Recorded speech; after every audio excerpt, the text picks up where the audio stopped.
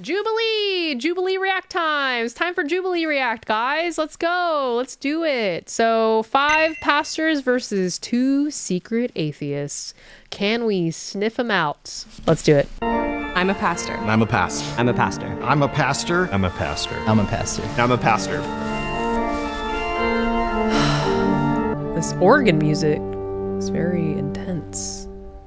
So what about an introduction to start things off? My name is Jay. I'm an Episcopal priest. I'm Don, pastor, non-denominational. Okay, hold on. I have a thought already. Okay, first of all, if you're gonna be an atheist who is pretending to be a pastor, to be the most believable, they would find someone who was previously a pastor, right? So I'm gonna guess that knowledge of scripture, knowledge of Bible, knowledge of biblical culture, it's not gonna be so easy because they could have a history, you know? But I'll say if you were gonna choose a denomination for you to go and try to be a wolf in sheep's clothing, so to speak, I think you would go non-denominational. I don't know. It's just a lot less specificity there, you know? Paul, youth pastor, SPC. Paul wore a whole suit, and I was like, oh, maybe he's overcompensating. Like, I don't know what a pastor would wear on a Saturday. Fair. Also, youth pastor. Hold on. What's SPC? Presbyterian. What's the S? Southern? What? Second Presbyterian Church. Former Calvary Chapel pastor and now like fully Calvary guy. Whoa, yes. That's either really good news or really bad news. Like, if you actually are, and they both are, they can kind of like legitimize their experiences. But if you're not, you're like, oh no, he knows. He's gonna know all of my lies. Strategy is going to be this idea of like really trying to just hear the heart behind like why people are pastoring. Daniel, also. I guess you are, even if you're legitimate, you're seeing it as a game. I just think it's interesting that he said strategy. He's like kind of a little bit meta with it, you know what I mean? So a little skeptical of you. I'm skeptical of him already. I'm skeptical of the non-denominational guy. Youth pastor, non-denominational. I'm Anna. See? Non-denominational. Little red flag there, too. All right? Largely non-denominational, kind of all over the place over the years. I mean, I don't like that answer. You've just been a pastor at like a bunch of different places? Does that happen very often?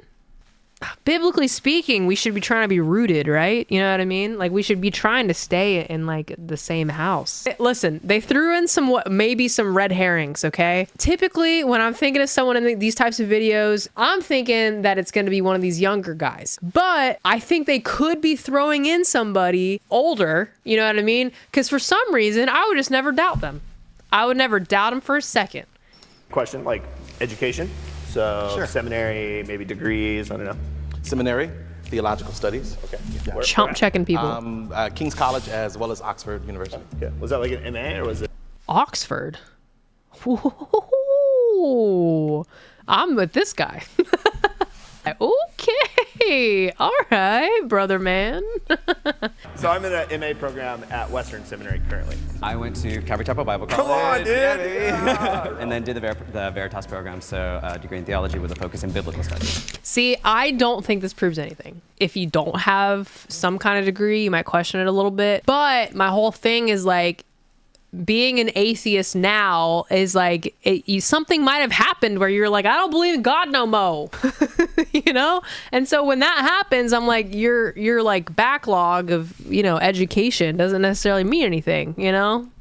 So grain of salt. Yeah. Actually, not really a formal institution, but I grew up in such a rural area. There was just nothing for so far. So almost more of like an apprenticeship kind of context. They're voting her out. Town with tinier towns around. They're it, voting so her we all out. Kind of come to the same Lutheran She's church cooked, man. When I was studying. She's cooked, man. Again, such a small area that just Lutheran. They don't like that, bro. That's what I mean, bro. I told you, if you're trying to lie, non-denominational, man.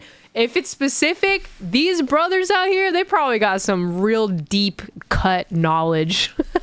What kind of Lutheran? I'll be honest, I didn't know there were a bunch of kinds. There's so few people to Generic brand. Yes, generic. Run-of-the-mill Lutheran. That's funny. I like that. Immediately, I thought, well, if she's a Lutheran pastor, she would definitely say which denomination she would be. What town did you But she did say that she hopped around a bunch, which, again, I think that's a little bit sketch. But she did say that, right? Grow up. Upper Michigan, actually. Very small area. Dude, he squared up on her. Didn't he?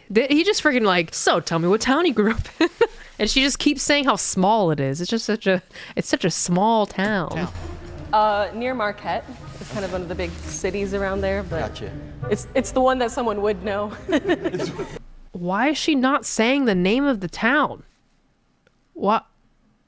What's happening? You do the same thing? You wouldn't say the name of the town?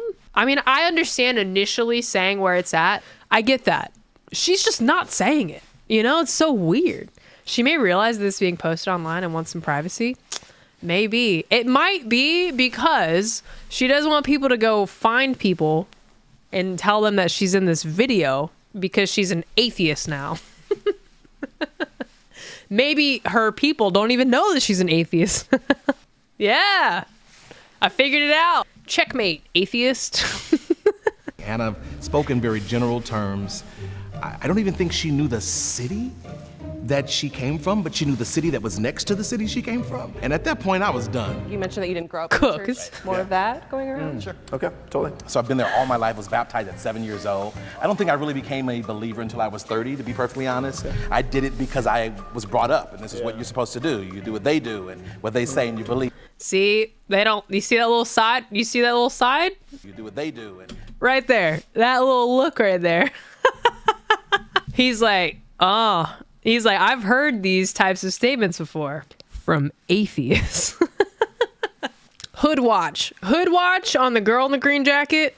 Hood watch on this guy, the non-denominational guy who's talking right now. He is giving a lot of little specific statements, though, about how he feels. He might be doing that thing where he weaves in some true statements along with the lies. You think it's Leather Boy? I mean, I'm skeptical of everyone. As God asked us to do, we are trying to judge the hearts of these men. what they say, and you believe, blah, blah, blah, blah. So, yeah, and then I got kicked out. Huh? All right, Paul, Anna. Anna's out. From what I knew about Lutherans, Anna there should have is been a very out. specific. Did he say he got kicked out? He did. He did. He just left that as like a little bomb. I hope first time the lights come back on, immediately. So why'd you get kicked out? I would need to know. I would need to know immediately. Answer to that question, and that kind of threw me off. ANNA. Done. Okay, I'll say, I don't know, but she just played this game poorly. Because if she's a pastor, then why would you not just say the name of the town? But if you're lying, just lie about a different town. Of course, the woman's not. Dang! No, bro, it's because you didn't say the name of your town. Everybody else can at least give a little bit of a backstory. Check your bias. Bias. I will say that was beast. So sick. Being the only woman in the group today was a little tricky. Obviously, not being able to always edge my way into the conversation, was not able to present it. That does not, no. You actually talked a lot. You can't say you didn't edge yourself into the conversation. You actually took up probably half the conversation. Nah, dog, I think you just played the game real bad. It had nothing to do with your gender. It was 100% your strats. They were weak, man. They were so weak. And in the way that I would have liked and that I thought would have been more effective. I walked in and I was so Strategy happy that there game. was a female pastor because they're the only types of people that are as rare as gay pastors, like myself. He's throwing in some freaking controversy right here. Also, they did not nail the other guy for telling us he was kicked out of his church. We've got to circle back. We have to. If they don't circle back to that, I'm going to be so disappointed in all of them. But now we got the introduction of a gay pastor, and that just throws a whole wrench in the whole thing. He just knows. He knows it's going to be so controversial. Jubilee knows what they're doing, guys. very much still new, where we're seeing queer pastors and queer worship leaders and queer Christians. Tell me, you got kicked out for why? I get kicked out. Okay, but thank you. He did circle back. I do appreciate it. And I guess they're not going to ask him about being gay. It's all right. I got kicked out because I was in the church, and as I grew older in the church, I began to ask questions that to me were very obvious. What was one of those questions? Hood Is watch. baptism essential for salvation? You know, communion, you know, some of those, you know, battleground questions that are. Okay, but I mean, fair. If you're in a non-denominational church, it's like you have to make denominational choices.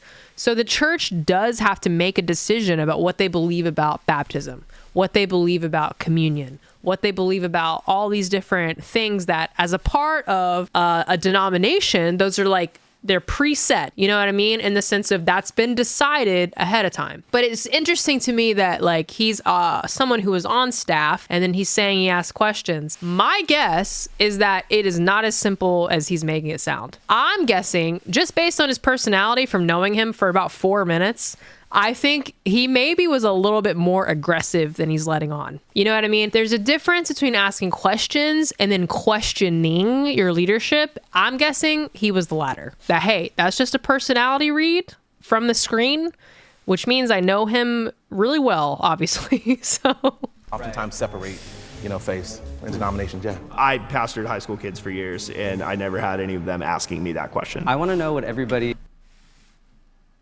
you never had a high school kid ask you about baptism or communion? I don't think that's a good sign.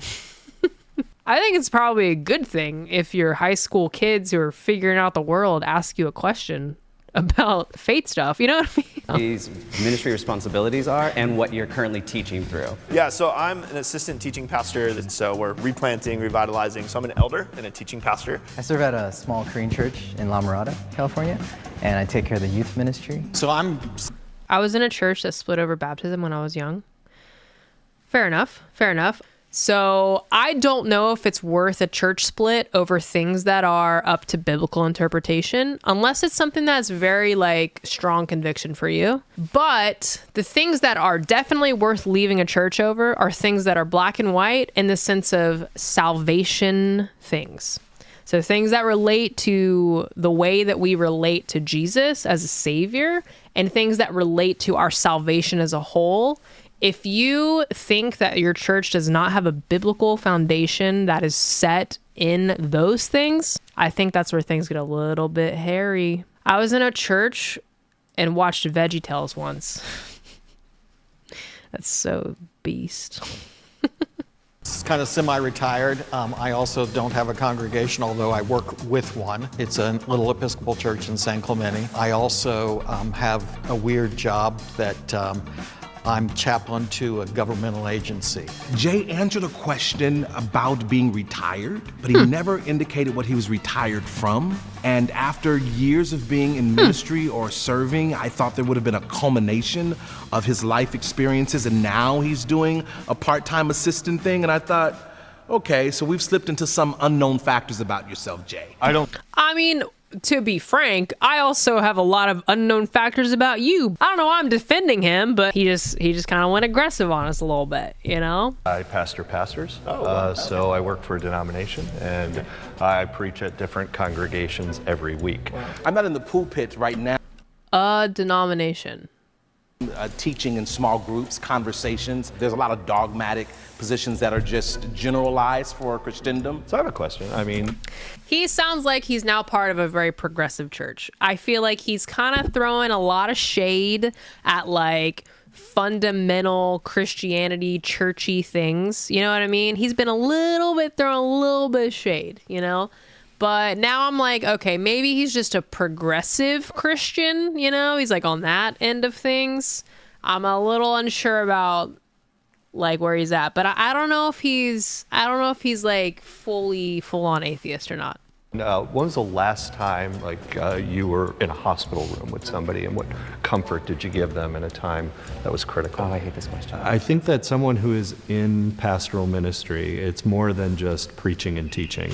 Okay, so I get what this guy's saying, but I do think in a fully staffed church, I don't think that every pastor would be in this type of pastoral role.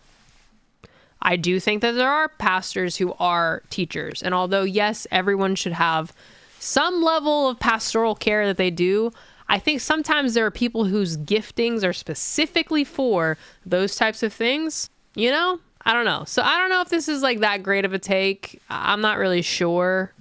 He's also shoulding them a lot. You should be doing this. I don't know. I felt a question that would get at that about how somebody gives the comfort and the peace of the presence of God would really indicate whether or not they were a pastor and they were involved in that type of ministry. The last time I was in the hospital was not too long ago. Interesting. I'd actually become almost a medical proxy for a family friend's mother. It's so funny that he keeps using terms that they felt the need to put on the screen. She was elderly and just kind of going through, and it was very, very tender for me. But the comfort that I gave was in knowing that her family was nearby and knowing that beyond this moment, when she stepped out of time into eternity, she would be in the place she longed to be. I've only had to do it once, and it was very recent. I'll say it. Sometimes the way that things are said by pastors or more so by like really Christian-y people, I'm just like, the wording and the choice of words, it does make me cringe a little bit, guys. I cannot lie to you. Sometimes it do making me cringe. And something about his sentence just now just making me cringe. When she stepped into eternity, when she bit the big one, when she passed on to the life after life. I hated it with every fiber of my being because it was for somebody that like I loved, and it was a lot of waiting and quiet and like very, very soft prayers and just kind of being there. And I'm shaking. I hated it. Interesting. I mean, I think that's a very honest thing to say. Because it is extremely awkward. It's extremely awkward to just go do like hospital ministry. I did that a bit in college, and I'll be honest, I don't even know how I ended up doing it. I just did it. I don't know, but it was like, it's uncomfortable, but it's like good, but it is very uncomfortable. Leather Jacket wanted to cement himself into the conversation. He did. I don't know if it was a helpful cementing though. The thing that I thought I spotted was that he was just trying too hard. Don. The way that he was answering the questions was very old school. Do y'all know Jesus? Sorry. He's shocked. He is shocked. I actually think he is a pastor. Again, like I think he's just very progressive. I think it made fundamental guys a little bit uncomfortable. That's just something people lying do. That's true. He may just have been lying, but I don't know. I'm not sure that he's the secret atheist. Sorry, dude. That is funny. That's very funny. First the woman, then the black man, the gay is next. I see what's happening. Whoa, brother. Okay, I'll be honest. That's a very effective tactic to not get voted out next round because they do not want to seem like they don't like the gays. I will say that. That's something they don't want to do. Even if he says the sketchiest stuff ever, I feel like they're going to be a little hesitant to vote him out now. Am I wrong? We're on Hood Watch here with Leather Jacket, okay? I'm feeling a little bit more skeptical about Blue Button Down. I think he's probably fine. I think he's said a lot of stuff. He sounds like he's currently in school, and he kind of gives me that, like, he gives me a youth pastor vibe, okay? I think he might have been someone in his older age who was like, you know what? I don't believe any of this stuff. Suit is playing it really, really chill. I don't know. He's not saying too much. He's keeping the cards pretty close to the chest. And then he's just out here being the gay pastor and kind of trolling everybody. So I don't know. Like, would you come on here and be a gay pastor and pretend? Maybe. What the devil? Me? I question everybody else left up there. Do they know Jesus? I know him. If you think the mole is still in the box. The question of what does atheism mean to you? I talk to my kids a lot about agnosticism, Yeah. more than I talk about atheism, just because of the oversimplification of like, as an atheist, I don't believe in God. Well, it's like, well, what is God? I go back to like what Augustine the Hippo said, right? Like all hearts are restless until they find rest in God.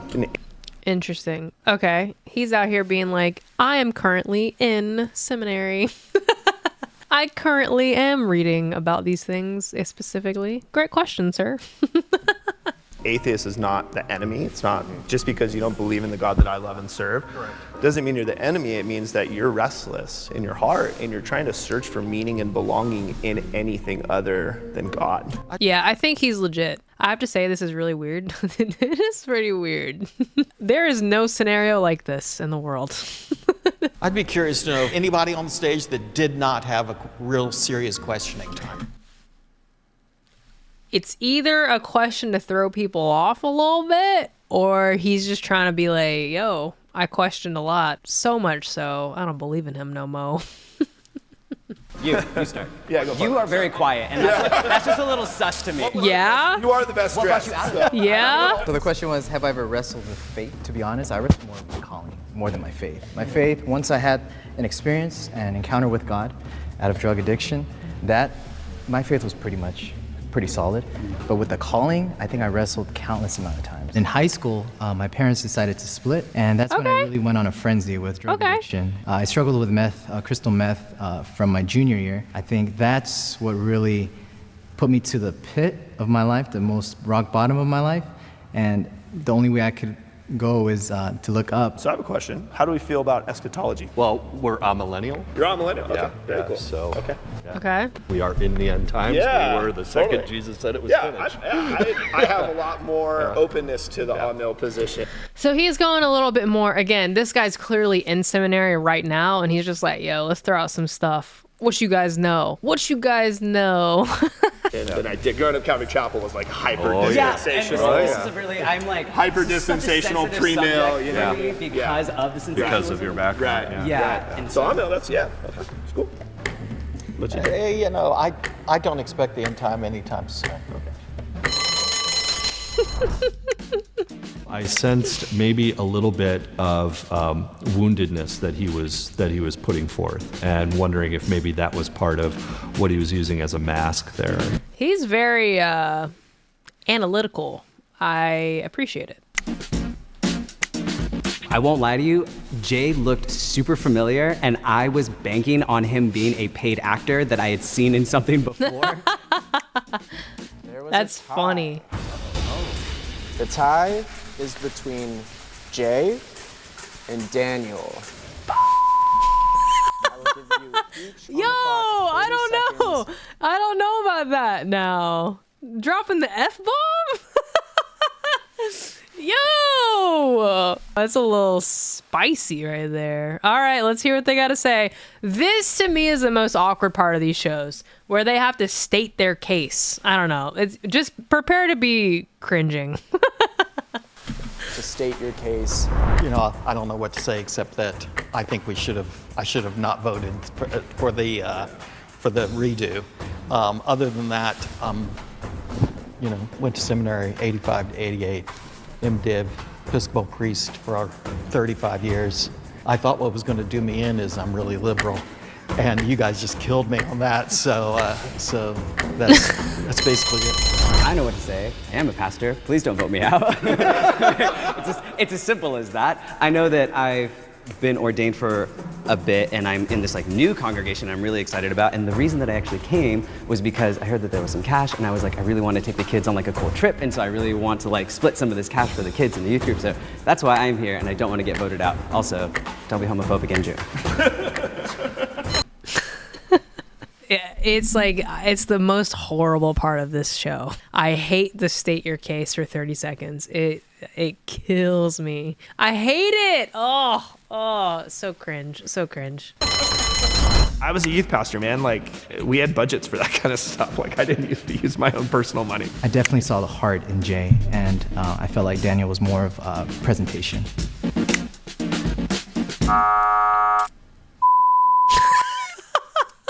Green. He did call it. Okay. Do you guys think they got it? I'm worried about blue shirt, but my first guesses they were voted out number 1, number 2. So I don't know. I think they did. I think it's a yes for It me. means the mole is out and you win. If the lights turn red, it means the mole is still in the box and you lose. 3, 2, 1. They did it, guys. Did you hear the music? Oh, it's very angelic.